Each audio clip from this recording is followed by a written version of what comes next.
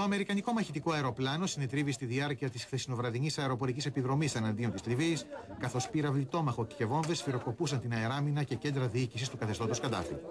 Το F-15 κατέπεσε περίπου 40 χιλιόμετρα από τη Βεγγάζη μετά από μηχανική βλάβη, όπως λένε αξιωματούχοι του Πενταγώνου, που επιμένουν ότι δεν έχουν καμιά ένδειξη πως κατερρίφθη. Σόοι είναι και οι δύο πιλότοι που εγκατέλειψαν εγκαίρως το αεροπλάνο και έπεσαν μολεξίπλωτο στη Λιβύη. Both pilots then ejected.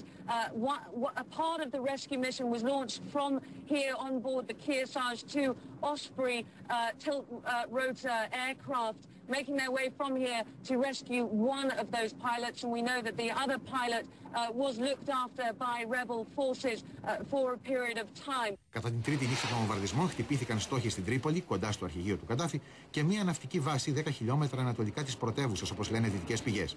Από την πλευρά τους, οι Λίβοι αναφέρουν επίσης βομβαρδισμούς στο αεροδρόμιο της Σύρτης, λένε ότι και πάλι σκοτώθηκαν άμαχοι. Basically, what is happening now is the British government is killing more civilians to protect civilians. Στην κρατική τηλεόραση, ένας από τους παρουσιαστές εμφανίστηκε κραδένοντας Καλάσνικοφ και ορκίστηκε αντίσταση μέχρι σε σχάτων τους ξένους εισβολείς.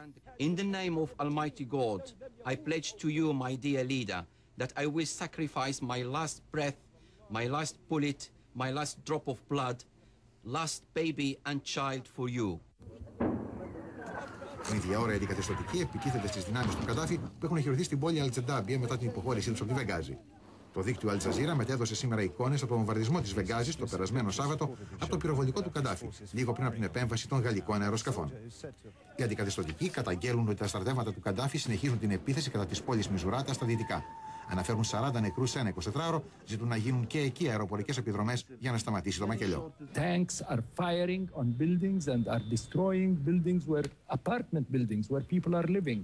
He has snipers on some rooftops that are shooting at anybody who moves anywhere in Misrata.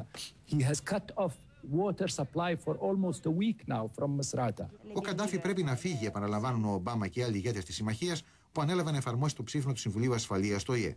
It is U.S. policy that Gaddafi needs to go. And we've got a wide range of tools in addition to our military efforts to support that policy. There's only one way this ends successfully for the United States, and that is Gaddafi must go. And the subtext of that is he will not go voluntarily, and so he have to be taken out by force. Στην ειδική συνεδρίαση της Βουλής που ενέκρινε εκ των υστέρων την επίθεση στη Λιβύη με την υποστήριξη και των εργατικών της αντιπολίτευσης, ο Βρετανός Πρωθυπουργός τόνισε. Many people will ask questions, I'm sure, today about regime change and Gaddafi and the rest of it. I've been clear. I think Libya needs to get rid of Gaddafi.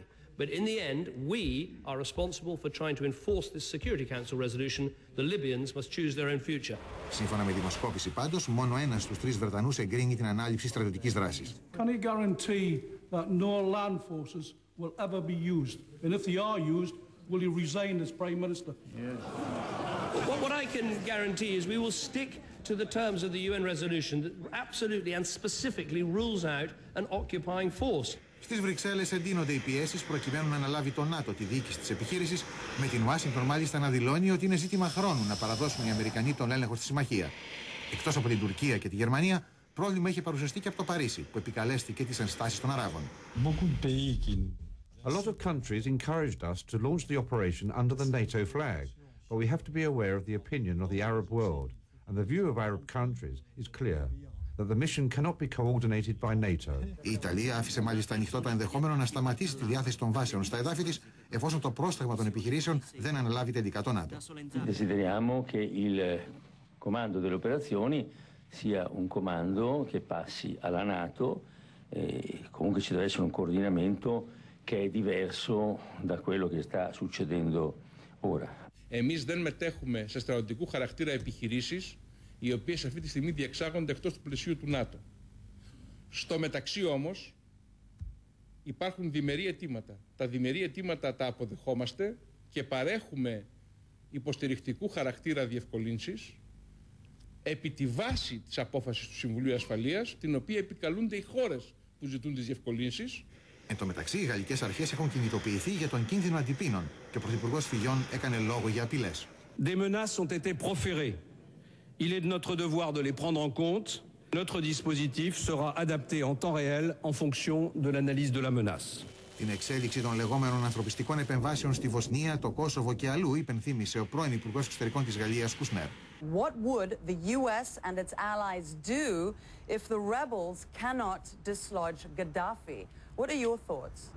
We'll help the rebel as soon as possible in order to get everybody quiet. Στη Μόσχα, η επίσκεψη του Αμερικανού Υπουργού Άμυνας επισχιάστηκε από την επίθεση στη Λιβύη, αλλά και από τη δημόσια αντιπαράθεση του Προέδρου Μετβέντεφ με τον Πρωθυπουργό Πούτιν, ο οποίος τόνισε ότι το ψήφισμα του ΟΗΕ ουσιαστικά επιτρέπει την εισβολή σε μια κυρίαρχη χώρα. Средневековый призыв к крестовому походу, когда кто-то призывал кого-то идти в определенное место и чего-то освобождать. Беспокоит та легкость, с которой принимаются решения по применению сил в международных делах сегодня. И, скажем, в политике Соединенных Штатов это приобретает устойчивую тенденцию и тренд. Я считаю, нужно всем быть максимально аккуратными в оценках. Ни в коем случае недопустимо использовать выражения, которые, по сути, ведут к столкновению цивилизаций, типа крестовых походов и так далее. Это неприемлемо. В противном случае все может закончиться гораздо хуже, чем даже это происходит сегодня. И об этом должны помнить все.